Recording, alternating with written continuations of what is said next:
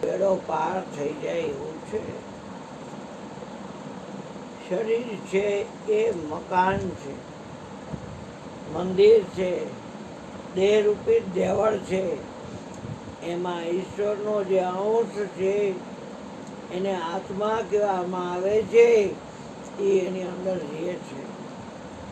ઘર અને ગરધણી ગીતામાં ક્ષેત્રજ્ઞ વિભાગ યોગ છે. ક્ષેત્ર એટલે શરીર, ક્ષેત્રજ્ઞ એટલે શરીરમાં જાણનાર. તલવાર જ્ઞાનની અંદર જ હોય, પણ લડાઈમાં, સમરાંગણમાં, યુદ્ધના મેદાનમાં જે રજપૂત લડતો હોય એ જ્ઞાનમાં તલવાર કાઢે તો જ્ઞાને અલગ, તલવારે અલગ. એ જેમ જ્ઞાનમાં ભેગા ભેગા હોવા છતાં અલગ છે, એવી રીતે આ શરીર અને આત્મા એ બે વસ્તુ અલગ છે. શરીરની જ્ઞાતિ મળે, શરીર યોનિમાંથી નીકળ્યું છે, પણ શરીરમાં જે રહે છે એ આત્મદેવ યોનિની વસ્તુ નથી, એ અયોનિ જ છે.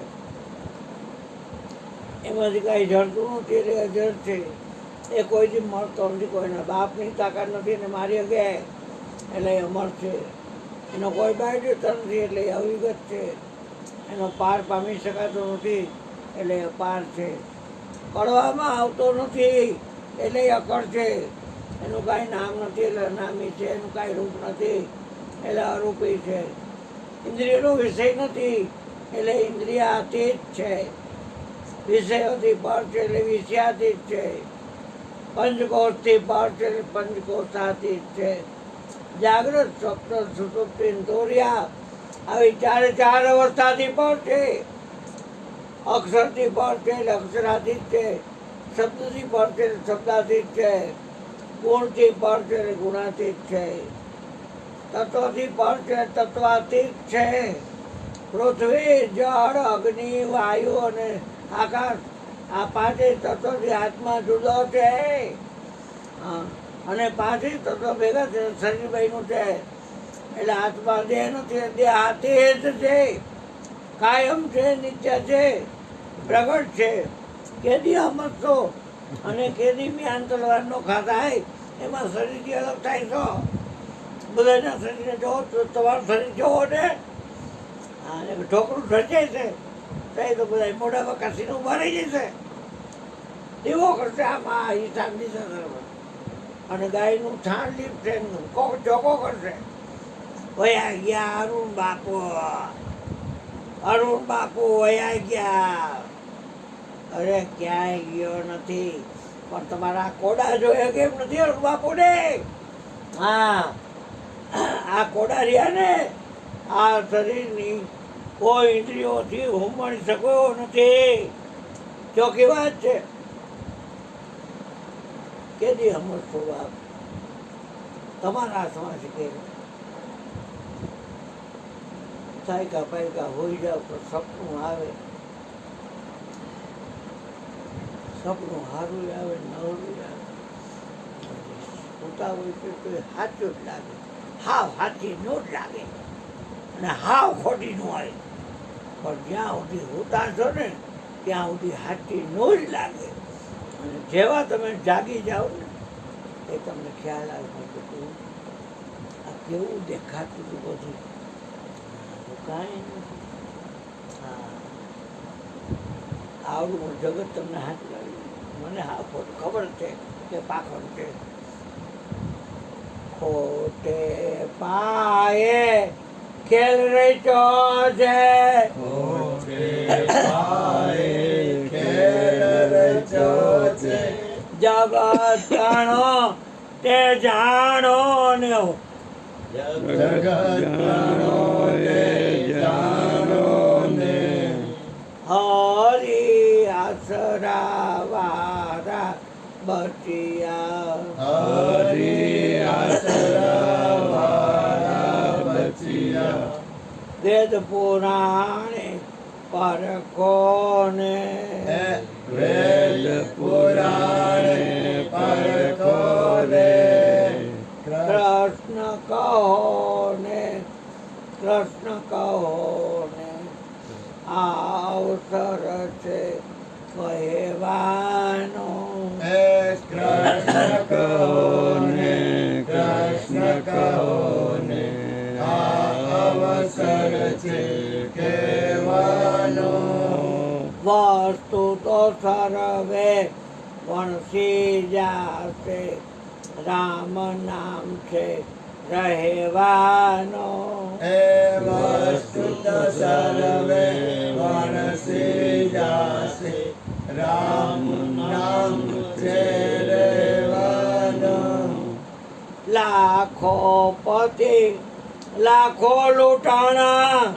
કાળે નાયકા કોટીને લાખો પતિઓ લાખો લૂંટાણા કાળે નાયકા કોટીને એ કરોડપતિનું કાંઈ નો હાયલું અંતે ગયા સૌ ઉઠીને કરોડપતિનો કાંઈ ન હાર્યું અંતે ગયા સૌ ઉઠીને રાવણ સરખા રદ પડ્યા છે અંતે કાળની આટેમાં રાવણ સરખા રદમણા છે અંતે કાળની આટીમાં એ પલક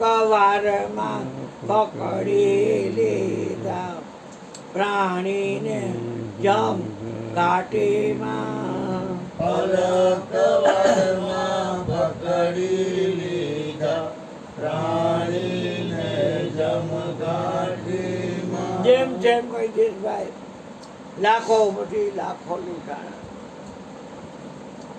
રૂપિયા ગમે એટલા હોય મયુર ભગવાન ગાદીપતિ વાત કરે કે મારા જનાજાની હાથ બહાર રાખજો સિકંદર કે અને આ મોઢીઓ ખોલી નાખજો અને મોટો બોર્ડ લખજો એમાં લખ્યો સાસ ક્યાં લે ગયા મારું પાયદાર મારું અસોદાર મારું હસ્તેદાર અને મારા નોકર ચાકરો મારા સૈનિકો અને બધાય મારા તિજોરીના ઢાંકણા ખોલી નાખજો અને બધાને કહેજો મારી જેટલી બેગમો છે ને એક એકને મેં 20 છોકરા દીધા છે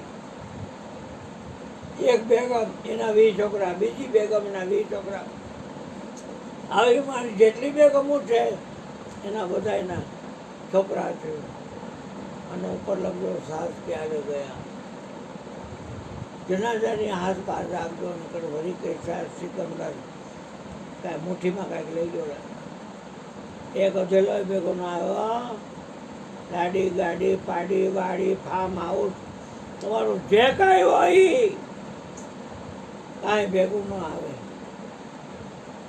ભેગું એક આવે હરિનામ લેને કો હરિનામ હે દેને કો દાન કરને કો આધીનતા અને બોડું હોય તો અભિમાન ડ્રાઈવરની સીટ પર બેઠો રહેવાય હો હો હો હો ગયો ગામથી ગાડી જે ગુજરું આવેલું હતું અને એ કે હું આ ગાડું હલાવું છું એવી આપણી દશા છે આ શ્વાસ હલાવે છે ને એ બધું કરે છે નાકના ડ્રાઈવરની સીટ પર બેઠ હો હો આમ મુંહથી તાર દે આમ તાર દે કાંઈ ન આવે એમ હાથમાં અને જેને ખબર પડી ગઈ છે છાતી મારીને બે ગયા આપણે કાંઈ હલાવું બોલાવવું નથી આપણે મેપનો ઉપયોગ કાંઈ કરવો જ નથી અંદર મેપ હોય હા આપણે એનો ઉપયોગ કાંઈ કરવો નથી તો પ્રગટની ભક્તિ કરજો પ્રગટની ભક્તિ કરવા માટે તમારે તમારી ઓળખાણ કરવાની 33 કરોડ દેવતા છે કેને પકડશો ને કેને છોડશો એના કરતાં એ ભાંગઝાડમાં કોઈને ઓળખતા નથી. આપણે આગલી માં હતી એને ઓળખતા નથી, એની આગલી માં હતી એને ઓળખતા નથી, તો પછી આ 33 કરોડ દેવતા છે એની ઓળખાણ કરીને કરવું છું? એના કરતાં આપણે ઓળખી લઈ, વાત પૂરી થઈ ગઈ. બસ 33 કરોડ દેવતામાં સૌથી આગેવાન દેવ છે એ આત્મદેવ છે. આત્માથી મોટો કોઈ દેવ નથી. ક્યાંય પાખંડમાં દોરા ધાગામાં હગાઈ બગાડ થાય નહીં ને, તો આમ કાંઈ વીંટા પહેરવાની જરૂર નથી, માદડિયા ફાદડિયા પહેરવાની જરૂર નથી. કાના દોરાને કાંઈક ઉડકારવું કરવું, આ રહી ગયો મંગળવાર રહી ગયો બુધવાર રહી ગયો, હાલી કાલે હાલી જે થાય તેથી, ન થાય તો કાંઈ નહીં, વાંઢા રહીશું. પણ એવી અંતરધા પગે પડવા આવું નથી. આ વીંટી પહેરો ને આ વીંટી પહેરો ને આ વીંટી પહેરો, આ વીંટી પહેરો, આ માદડિયા પહેરો, આ તાવીજ પહેરો, તાંત્રિક પાસે જાવ ને લવ પ્રોબ્લેમ, ઓલો પ્રોબ્લેમ, ઓલો પ્રોબ્લેમ. તાંત્રિક કેટલોય કોઈ માં કાઢીનો ભૂકો હોય ને છાપામાં બધું આવે છે. ક્યાંય હલવાતા નહીં. તમે આત્મા છો, બાપના બાપ છો. તમારી માથે કોઈ બાપ છે નહીં, પણ તમે ઓળખો તો. હા, પ્રગટની ભક્તિ કરજો તો બેડો પાર છે. નકર આવીને બધું અહીંયા બોલ સદગુરુ મહારાજ જય. હાલો હાલો હાલો.